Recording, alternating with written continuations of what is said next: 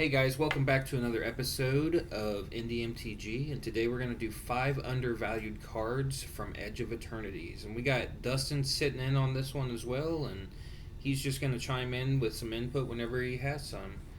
So today, starting off, we have Scour for Scrap. It's 3 and a blue, instant. Choose one or both, search your library for an artifact card, reveal it, put it in your hand, then shuffle. Or return target artifact card from your graveyard to your hand. This card's good in the sense that it tutors to go get the best artifact that you have in your deck, which means that this card is as good as the best artifact that you have. It also allows those powerful artifacts, if they've been removed from the board, not exiled, because obviously this isn't going to interact with exile, but if those cards have been put into your graveyard, it's going to allow you to be able to replay those. It's also flexible in the reality that it's able to do both options, which is not normal. And I think that's a premium for a 4-mana card.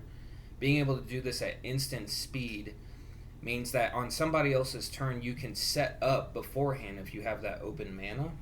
Yeah, along with this card being able to tutor like the best thing, it can also help you set up that combo that you may already have one piece in your hand and now you just need the other piece. Or one piece got blown up, so you need to get it back. So next up we have Starfield Shepherd. It is in 3,987 decks on EDH Rec already, and it's going for about 20 cents. It's 3 white for a 3/2 with flying. When this creature enters, search your library for a basic plains card or a creature card with mana value 1 or less, reveal it, put it into your hand, then shuffle, and it has Warp 1 and a white. And Warp says you may cast this card from your hand for its warp cost. Exile this creature at the beginning of the next end step, then you may cast it from exile on a later turn. This card is able to come down and get you a basic land if you need it, or it's able to go and get 1-drop creatures. And there are some really impactful creatures that we're thinking of here. First up we have Skrelv, Defector Might, which is going to be able to protect your creatures as well as giving it the toxic keyword, which might be able to push you for that extra level of aggro. You also have Mother of Runes, which is just another key protection piece. And it's actually better because it's giving you protection from a color, whereas Skrelv is giving you that hexproof. Next up we have Serra Ascendant, which is able to come down as a 6/6 with lifelink. And that's just going to do so much damage to an opponent. And especially on turn 2. That means on turn 3 you're able to get a very big creature on board. Next up we also have Oscillate Pride. A newer card from Modern Horizons 3. It has First Strike, lifelink, and it's basically going to make you copies of all those tokens that you've already made this turn. And lastly we have the OG Esper Sentinel, which is just going to tax your opponents and draw you a card. And if you're in multicolor, the list just gets even better. There's even more flexibility in what it's able to go and tutor for. The warp cost also allows for a good early game value play of just being able to go get that land or get that impactful 1-drop creature that maybe you need in this deck. Like Esper Sentinel is always going to be a creature that every deck, if you have it, is going to want to go get. Or if you're wanting protection like a Mother of Runes for your commander, it's just 2 mana, go get that, potentially even twice. It's very good, especially in blink strategies, or even making token copies of Starfield Shepherd. With the blink strategies, a key thing to remember is that because of that warp cost, you can warp it out for 2 mana, and then say you have something like an Ephemerate in hand, you can just blink the creature, and then whenever it leaves the battlefield, it will come back onto the battlefield as a creature that no longer has that warp subtext line. So basically it's going to stay on the field forever now, being able to cheat that mana value. More on Warp from Edge of Eternities. We've had things like Adventures, we've had things like Omens from Dragon Tarkir, that Warp actually kind of does a little bit more, because with those other things it hits and leaves. A lot like Evoke, where it hits and leaves immediately, so you don't really have that space to do anything with it. With Warp, it's actually going to stay on the battlefield, and there's plenty of other creatures that have it that have such good values for it. I'm starting to be a really big fan of it. I'm going to throw it in a lot more of my decks that I currently have. And just what with Ovid was saying with the blink strategies that you can do with them means you have these creatures that have good ETBs or good effects that you get out early or turn for cheaper. Next up, we have Requiem Monolith. It is in 2,071 decks and is currently going for 25 cents. It has tap until end of turn. Target creature gains whenever this creature is dealt damage. You draw that many cards and lose that much life. That creature's controller may have this artifact deal 1 damage to it, activate only as a sorcery, and it is an artifact. So this card is good because it's able to put card draw on a creature, which means that you're able to go and push aggro. And if your creature is blocked, then you're able to draw those cards and get that value off of that. And then at its worst, it's repeatable draw 1 card on every turn, as it does have that creature's controller may have this artifact deal 1 damage to it. So at the worst, it's always going to net you that 1 card with that. If you also need your creatures to die, say you got a bunch of 1/1s that you're trying to just get a bunch of death triggers off of, this card is going to benefit you in that kind of a deck as well, because it's going to ping them and be able to kill those creatures as well as drawing you cards. So in that aristocrat style deck, you will get that added bonus of your creatures dying and being able to get those death triggers. It also makes your opponents think twice about blocking a creature, because if all they have is, we'll just say like a 4/4 creature on the board, right? And you swing into them, now they're looking at a potential draw 4 cards, and that's a lot of value that an opponent may not want to give you.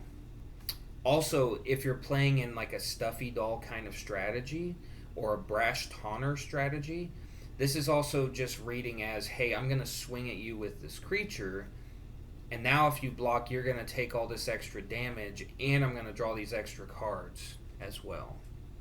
And on top of that, Stuffy Doll can also tap itself to deal itself 1 damage, so that's also an added bonus. On top of this artifact already dealing 1 more damage to it, Brash Taunter also has a tap, deal 1 damage to itself clause as well. It has a mana ability to fight a creature. Oh, even better. So this card gets even better with Brash Taunter. So if you're in that Rakdos deck and you're just looking to be mean and aggressive, it's going to do that for you and draw you a whole bunch of cards. Yeah, with both Stuffy Doll and Brash Taunter, they're dealing damage to a target opponent. So you might be losing 1 life from Requiem, but you can point that life again at another person. And I've got a Rakdos Rowan deck from Wilds of Eldraine that I care about losing life to reduce mana spells. So this card in that deck it helps fuel my hand when I've emptied my hand, because I've reduced my spells by so much, and it just kind of gets me there when I need to. Next up, we have Harmonious Grove Strider.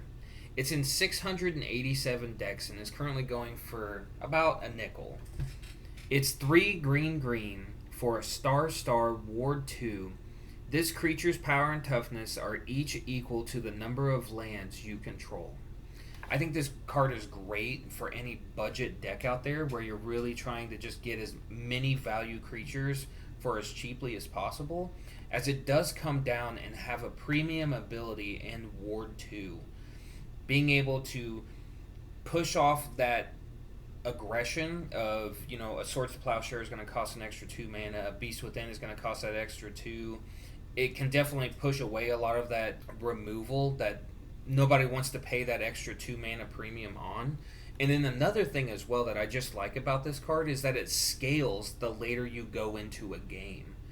And so it's going to not feel bad if you cast this on turn 7, and we'll just, even if you've only played 1 land per turn, 5 mana for a 7/7 with Ward 2, I'm not really complaining about that. That's really not that bad in my eyes. And then another thing is if you give this thing keywords, like say give it flying, give it trample, give it unblockable, it's going to push through and deal a lot of damage, and people aren't going to see that coming. when you're using this card in like budget leagues, games typically go very long. It's not unusual for a game to go into turn 10, 12, 14. And so what are you looking at there? You're looking at a potential 16, 17, maybe even 20 creature that you're spending 5 mana on. So I just think it's very good, and with that Ward 2 clause, it just makes it a very premium, uncommon card. Also, you gotta remember, it's a green card. The chances of you being able to get this out even earlier in the game, because of the amount of ramp that green has available to it, I could see no problem turn 4 having this thing out with the lands already. So now turn 4 you have a 7/7 with Ward 2. That gets gross. And actually, one more thing that I just thought of too. If you're in the Pauper format, Pauper Commander, this is an uncommon creature, so this can actually be your commander in Pauper, which is kind of gross. Just thinking about that. Yeah. Like, that actually sounds like a fun deck to build and play around with. Next up, we're going to talk about Territorial Bruntar. It's in 463 decks, and it's currently going for 3 cents. It's 4 red for a 6/6 with reach. And it has landfall. Whenever a land you control enters, exile cards from the top of your library until you exile a non-land card. You may cast that card this turn. I just think it's a really decent body for what you pay in mana. And that reach keyword allows you to block a flyer. And the stat line will hopefully prevent flyers from actually attacking you. It also has a landfall ability that's just easily abused. It's not uncommon if you're playing this in a green-red deck to get more than 1 land per turn. So I think that just scales very nicely, and it's card advantage at the end of the day. And I think at the absolute worst in mono red, this is just card advantage on a body. That's still, red has cards now that let you play additional lands. And so I think in the right deck, this can really do a lot of work and get a lot of value out of it. Yeah, one of the things red always loved is impulse draws. And this just does it when you do your basic commander thing of playing a land, or magic thing and playing a land. And that's it for the video, guys. Let us know down in the comments what you think. What do you think about Edge of Eternities as a set? What's been your favorite card that you feel like hasn't gotten a lot of attention? Or maybe even just let us know down in the comments what you think your worst card is that you've seen from Edge of Eternities. We're always looking for new deck ideas, so just let us know down in the comments of things that you would like us to talk about. And if you really liked our videos, just like, comment, and subscribe. It helps the channel a lot. Me and Dustin appreciate all the love and support that you guys give, and we will see you in the next video, guys.